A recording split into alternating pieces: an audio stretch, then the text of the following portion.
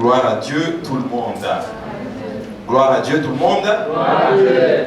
Gloire à Dieu, tout le monde. Gloire à Dieu. Amen. Je suis content d'être dans une église pentecôtiste. Amen. Alléluia. Alors j'ai dit gloire à Dieu, tout le monde. Gloire à Dieu. Gloire à Dieu, tout le monde. Gloire à Dieu.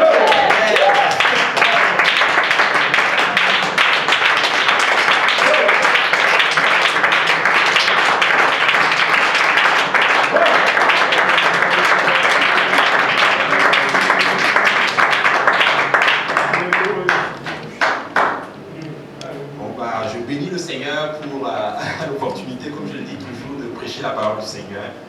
Et avant toute chose, je rends gloire au Seigneur vraiment pour ses bienfaits dans ma vie. Et aujourd'hui encore, j'y pensais et je n'en reviens pas encore de qu'est-ce que le Seigneur a fait vraiment pour moi, pour ma famille. Et je sais qu'il fait encore de grandes choses. Et je vais vous raconter tout à l'heure un témoignage justement qui s'est passé récemment un peu dans ma famille. Et c'est vraiment extraordinaire ce qui se passe vraiment au sein de l'église en fait. J'aimerais aussi justement honorer mon pasteur que je considère vraiment mon père. C'est vrai que ça fait partie souvent un peu des protocoles, comme le frère Agile disait, quand quelqu'un doit prêcher, il doit honorer son pasteur, mais c'est vraiment profond et sincère ce que je ressens pour l'homme de Dieu et c'est mon pasteur. Amen. C'est notre pasteur. Vous êtes dans une église, mais l'homme de Dieu n'est pas encore votre pasteur. Et c'est notre pasteur. Amen. Et j'honore aussi ma femme qui est là.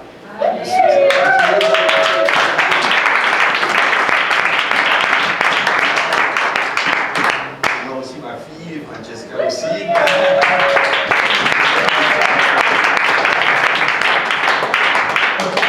C'est toute une grâce. C'est vraiment toute une grâce. Et je suis content de les avoir vraiment à mes côtés, vraiment.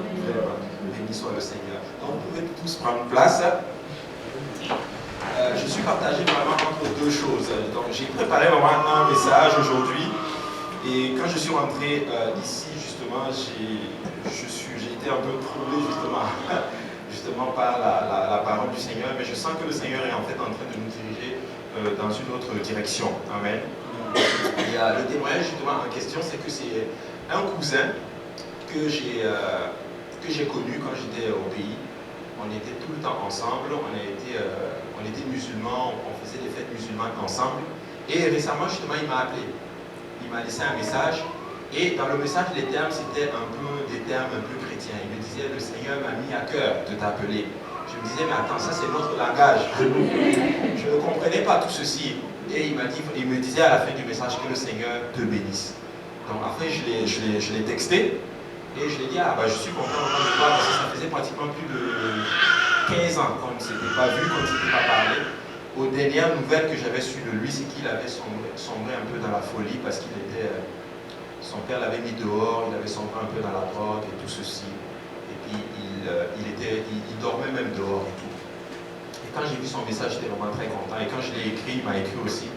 Et le message était ceci, c'est que il m'a dit, j'ai donné ma vie au Seigneur Jésus-Christ.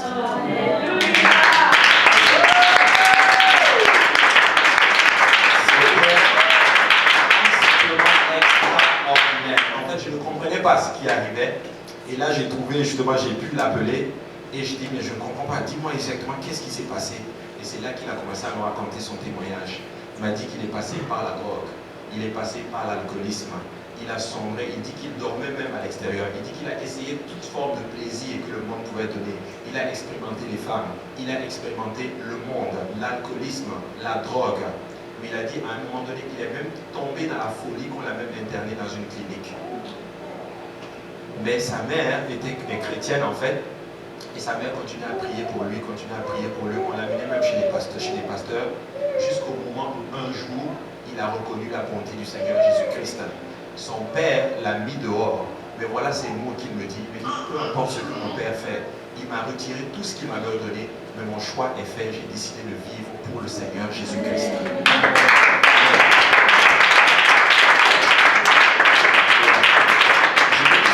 Content d'entendre cela et ça c'est un signe pour moi que le Seigneur est en train de travailler dans nos familles. Donc j'aimerais juste me dire à quelqu'un aujourd'hui justement, tout ce que vous faites n'est pas en vain.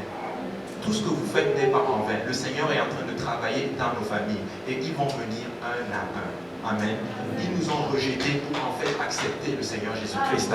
Ils sont partis loin de nous, je dirais, pour revenir en fait au Seigneur Jésus-Christ. Et j'ai la foi et la ferme assurance que cette œuvre que le Seigneur a entamée, il la rendra parfaite.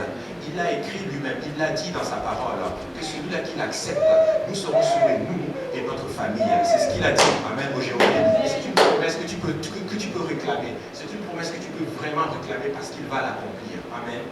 Il va l'accomplir. Il est fidèle pour accomplir sa parole.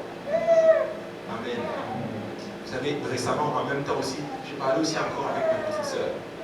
Ma petite sœur est en train de donner sa vie au Seigneur. Elle m'a dit, j'ai la conviction par rapport au baptême au nom de Jésus-Christ. Amen. Ce n'est que le détail en fait. Et les parents sont en train de venir tout à petit à petit, petit à petit. Amen. J'aimerais juste exhorter à quelqu'un, n'arrêtez pas. S'il vous plaît, n'arrêtez pas. Il y a un dessin justement, une illustration. C'est comme il y avait deux personnes justement qui étaient en train de chercher un trésor. Il y a une personne qui était en train de creuser. Et il lui restait ça pour voir la promesse à l'arrière. Mais il y en avait un autre qui était tellement excité, il creusait, mais sa promesse était beaucoup plus longue que la personne qui était déprimée et qui était en train de retourner en arrière. Amen. Nous sommes je suis un peu excité, excusez-moi, mais nous sommes en train de voir la promesse. Amen. Quelqu'un va venir témoigner un jour que le Seigneur a sauvé son père, que le Seigneur a sauvé sa mère, que le Seigneur a sauvé son frère.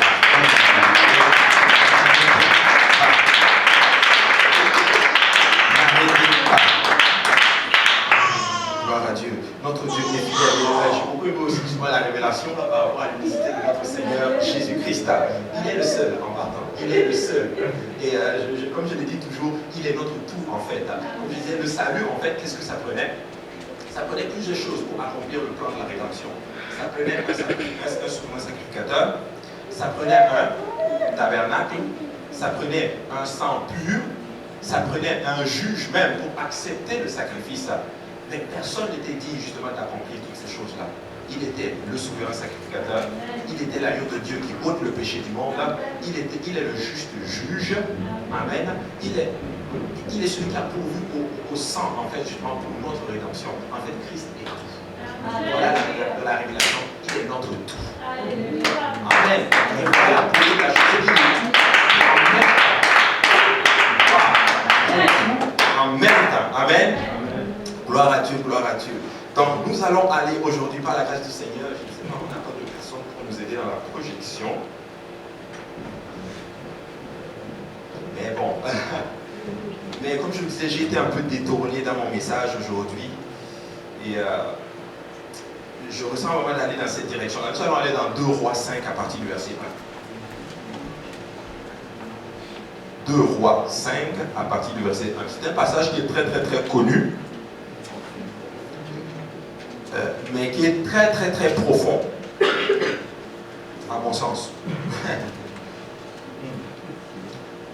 Donc, nous aussi, nous pouvons justement nous lever pour la lecture de la parole de Dieu, s'il vous plaît. Donc, il est écrit, je lis au nom de Jésus, Naaman, chef de l'armée du roi de Syrie, jouissait de la faveur de son maître et d'une grande considération, car c'était par lui que l'Éternel avait délivré les Syriens.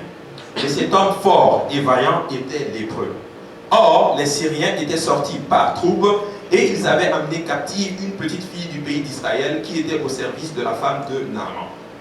Et elle dit à sa maîtresse, « Oh, si mon Seigneur était auprès du prophète qui est à Samarie, le prophète le guérirait de sa lèpre. » Naaman alla dire à son maître, « La jeune fille du pays d'Israël a parlé de telle et telle manière. » Et le roi de Syrie dit, « Va, rends-toi à Samarie et j'enverrai une lettre au roi d'Israël. » Il partit, prenant avec lui 10 talents d'argent, 6000 cycles d'or et 10 vêtements de réchange.